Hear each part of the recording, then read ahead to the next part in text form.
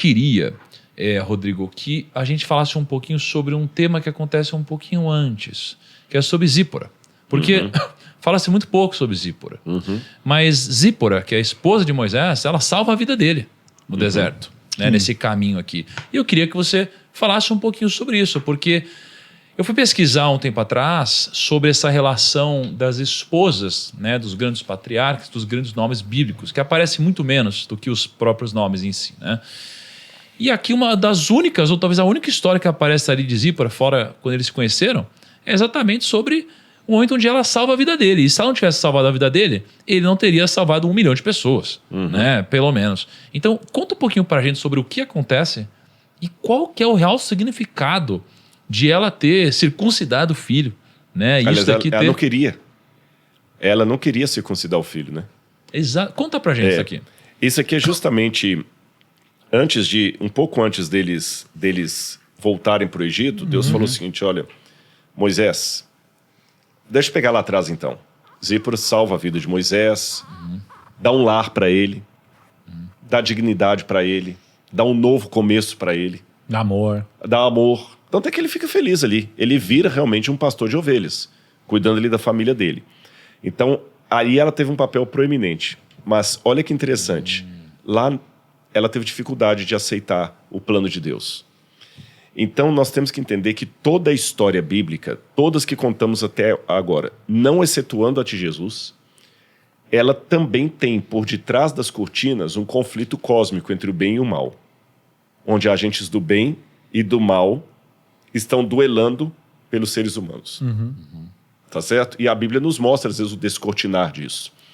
E as pessoas que estão nesse mundo têm que ter uma conexão com Deus constante e muito clara e o tempo todo, senão a pessoa que hoje salva, amanhã pode prejudicar.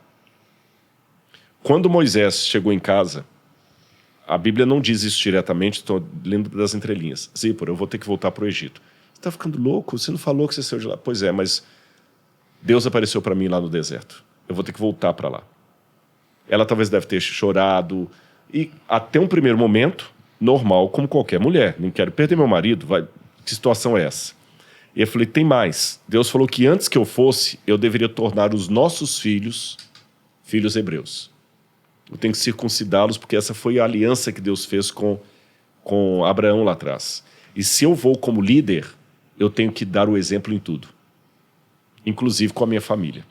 Dando o exemplo, eu digo.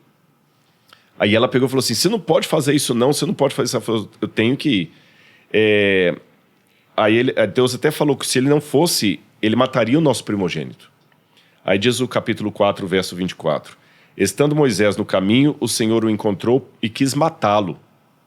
Porque Moisés, por causa da fala da Zípora, ele não queria circuncidar o menino e ainda assim quase não vai para o Egito. Então, essa parte aí me pega. Porque, de repente, Deus apareceu para Moisés. Não era qualquer missão, não era qualquer pessoa. Era um plano muito grande. Mas é a mulher dele. Mas, de repente, porque isso é uma interpretação. Pela minha leitura, não é tão claro que esse é o real motivo. É uma possibilidade, não é? Mas o que eu entendo também é que não é relevante o motivo do porquê Deus quer matar Moisés nesse caso. Para mim, o mais importante é o que acontece depois. Mas, cara, de repente, Deus quer matar Moisés. Isso não é muito forte, não? Mas, na verdade, Deus quer matá-lo porque ele não estava querendo obedecer a Deus. Poxa, mas ainda assim. Mas o que significa Deus querer matá-lo? Na nossa cultura ocidental, eu pensei que você ia perguntar por que Moisés ainda estava com medo, mesmo Deus tendo aparecido para ele. A gente tem que aprender com a Bíblia que... Eu vou responder primeiro essa parte, depois eu entro na questão do Deus querer matá-lo. Aqui a gente olha... Puxa, eu queria tanto um milagre daquele da Bíblia.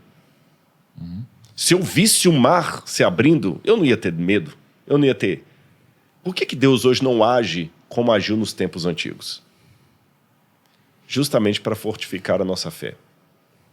Porque se milagre fosse uma comprovação óbvia que convertesse a todo mundo, Deus faria milagre todos os dias.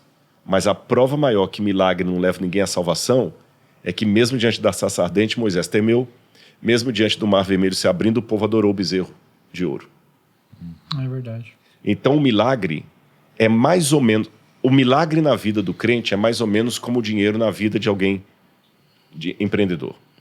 Eu ouvi isso de alguém aí, não lembro de quem. O dinheiro, o sucesso, não deve ser o meio, deve ser a consequência.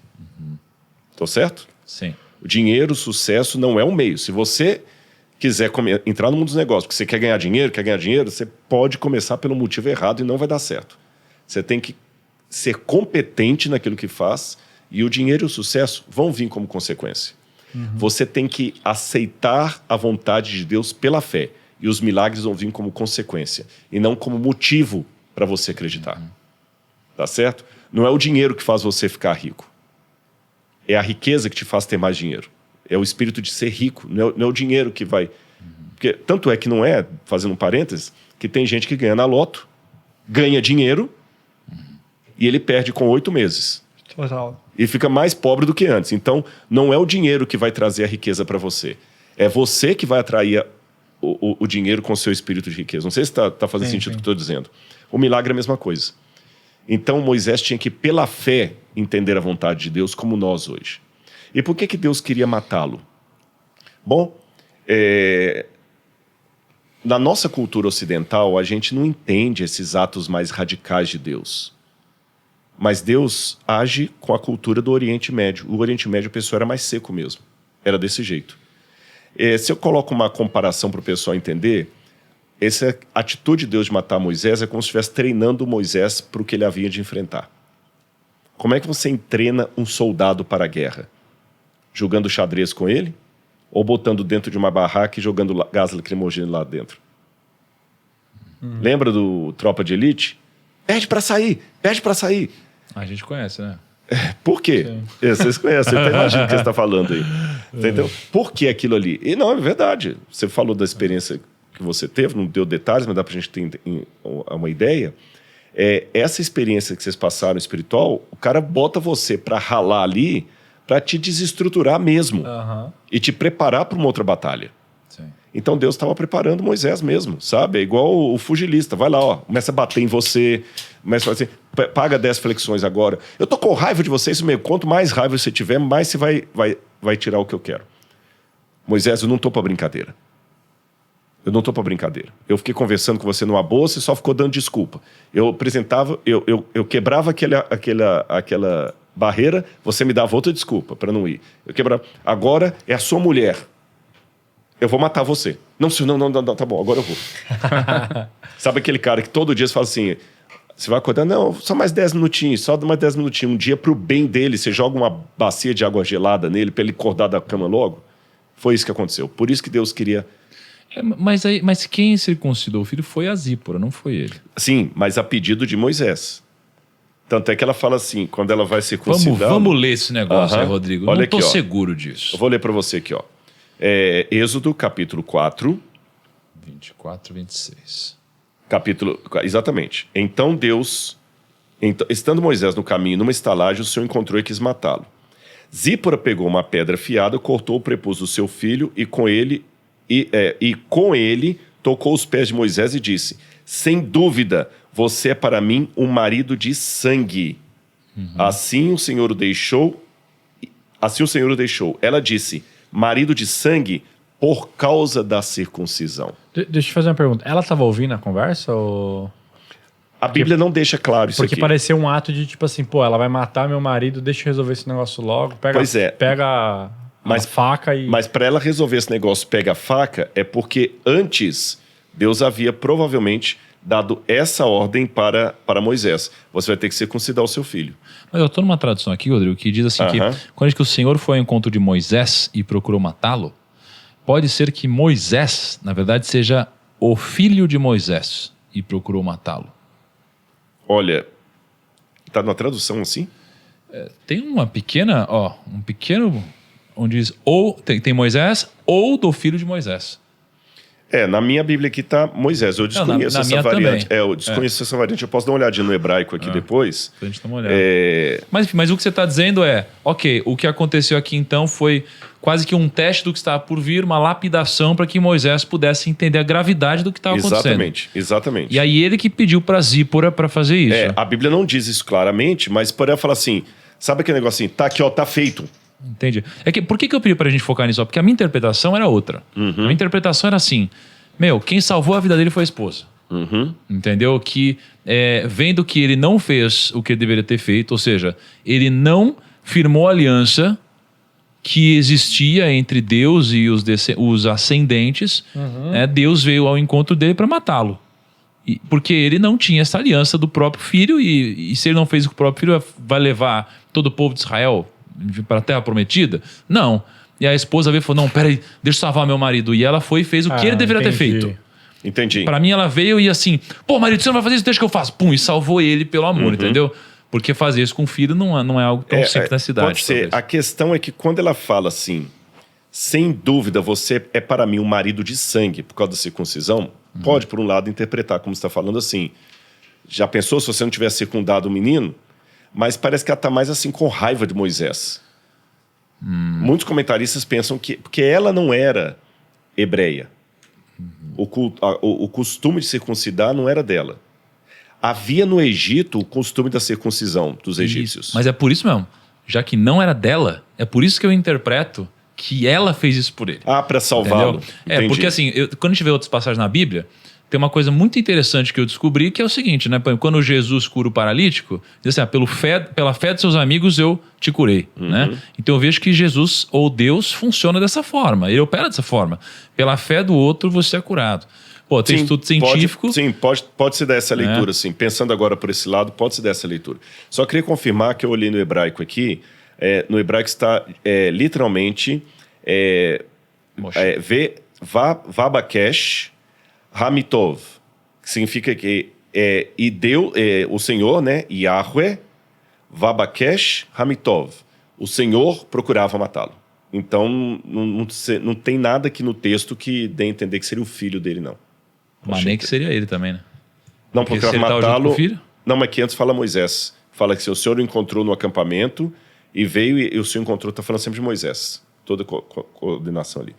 Sim, entendi. Olhando por esse lado, a gente pode ter essa leitura também, então. Talvez ela fez um ato de heroísmo. É que na tradição judaica, ela é vista como sendo aquela que resistiu ao que Deus tinha mandado a Moisés fazer. Entendi. Na sabedoria que vai sendo passada de geração em geração. Agora, só que na sua leitura, olhando por esse lado agora, pensando, ela pode ser possível também.